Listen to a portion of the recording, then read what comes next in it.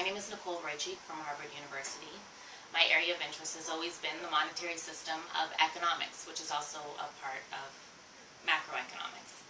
And today I would like to advise you on two key important factors that are affecting our existence as citizens here in Canada. First being the interest rates, and second being the monetization of the debt. To begin with, starting with the interest rates, as you would all be knowing, the interest rates are the lowest they have ever been. The lending rates by the 6 major Canadian banks are at their lowest that they've absolutely ever been. As a result of these exceptionally low interest rates, the real estate prices are unrealistically high.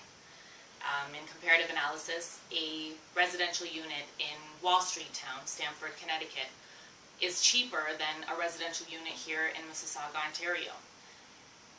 These lower interest rates are widening the debt trap, and more so-called actual users, not investors and not tenants, but the actual users are sinking into it with no way out except to seek bankruptcy protection at the end of the day. These lower interest rates has been the case since the year 2006. The government was pushing Canada to be an oil-based economy. And we'll talk about that in another talk, but the monetization of the debt means, as of now, the government has pretty much no choice but to increase the rates of interest by at least 2 to 3% to curb the inflation. Otherwise, the prices will just spiral right through the roof. Monetization of the debt means that there is excess currency circulating in the market and in the pockets of the average man. And why is this so? The answer is that the government has printed so much excess currency notes in comparison to the physical gold that it actually holds. I call this approach on the part of the Canadian government as the third world syndrome. Underdeveloped economies, unindustrialized, non-industrialized and underdeveloped economies like to adopt this approach, but it's unqualified for a fully industrialized country like Canada to do so. Canada is the 6th largest producer of wheat in the world, and a loaf of bread at a local grocery store is going for $3. And even look at the price of other durables. It's just completely unacceptable and unaffordable for the average man. Why is this? This is all because of the monetization of the debt. And this has to stop because the economy is on a very self-destructive path. I would like to say here that inflation is making everybody rich, and the Canadian dollar is losing all of its buying power. It's like taking the ride on the back of a blue turtle in the Mediterranean Sea, and we can only imagine the outcome. This is to let you know that out of the total number of countries on this earth, 193 countries plus 40 dependencies, the U.S. economy alone holds a share of 32.7%.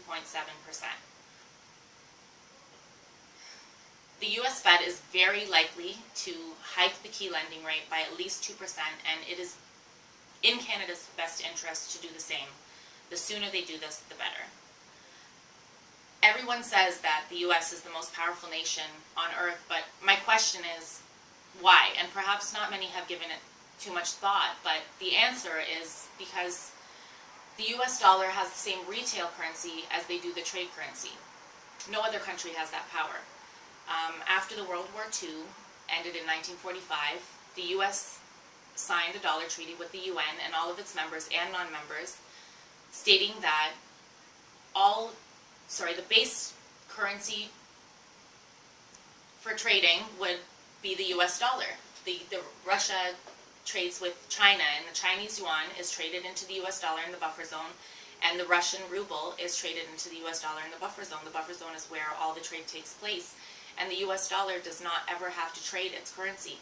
It actually absorbs it and benefits from it. So even the euro being the second most traded currency after the U.S. dollar, it still has no comparison to the U.S. dollar because they still have to trade to the U.S. dollar. I guess what I'm saying is, in my opinion, it is not the time right now to step into the real estate market and buy. I don't want anyone to get a margin call, therefore I advise people to create a financial cushion so if the market does correct itself and there is a jolt, then one is able to sustain it. That's pretty much all I'm saying. So thank you very much, Ravel TV, and in particular Irfan Malik, for giving me the opportunity to express my opinion. And I also welcome any comments or questions below, and thank you very much for listening.